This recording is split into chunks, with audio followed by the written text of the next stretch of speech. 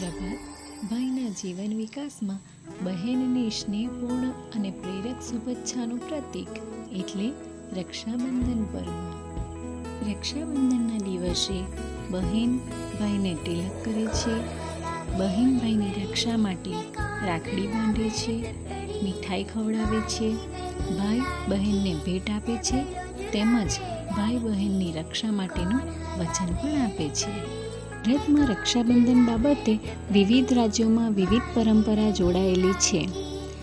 અન્ય પ્રાંતોમાં ભલે રક્ષાબંધનના દિવસે વિવિધ પરંપરા સાથે પૂજા કરવામાં આવે છે, પરંતુ રક્ષાબંધનનો તહેવાર શ્રાવણ પૂર્ણિમાના દિવસે દેશભરમાં ઉજવવામાં આવે છે. ગુજરાતમાં રક્ષાબંધનને પવિત્રોપન તેમજ રક્ષાબંધન તરીકે ઓળખવામાં આવે છે. અમે લોકો પંચગવ્યમાં રૂ બોળીને શિવલિંગની આસપાસ બાંધે છે.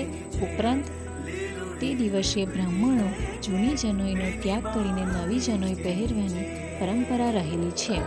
ભાઈ બહેનનો તહેવાર હોવાથી તેને બળેવ તરીકે પણ ઓળખવામાં આવે છે. દક્ષિણ ભારતમાં અબીત્તમ તરીકે ઓળખવામાં આવે છે.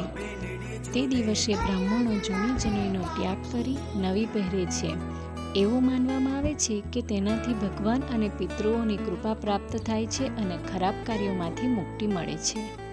ભારતના પશ્ચિમ ભાગમાં રક્ષાબંધનને નારિયેળ પૂર્ણિમા તરીકે ઓળખવામાં આવે છે. આ દિવસે દરિયાઈ વિસ્તારોમાં રહેતા માછીમારો ઇન્દ્રદેવ અને વરુણદેવની પૂજા કરે છે, જેમાં આ પૂજા દરમિયાન દરિયામાં નાળિયેર ફેંકવામાં આવે છે.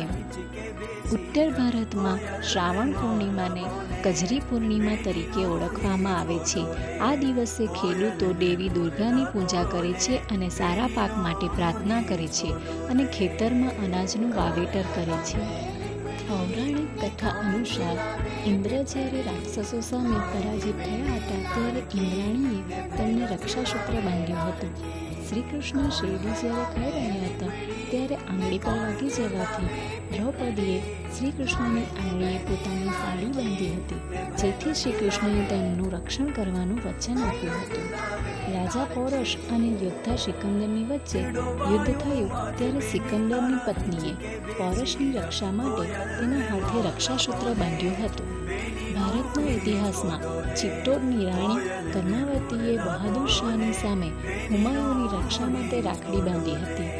આધુનિક ઇતિહાસમાં નોબેલ પુરસ્કાર વિજેતા રવિન્દ્રનાથ ટાગોરે બંગાળાના વિભાજન બાદ હિન્દુઓ અને મુસલમાનોને એક થવાનો આગ્રહ કર્યો અને બંને સમુદાયના લોકોને એકબીજાના હાથ પર રક્ષાસૂત્ર બંધાવ્યું હતું.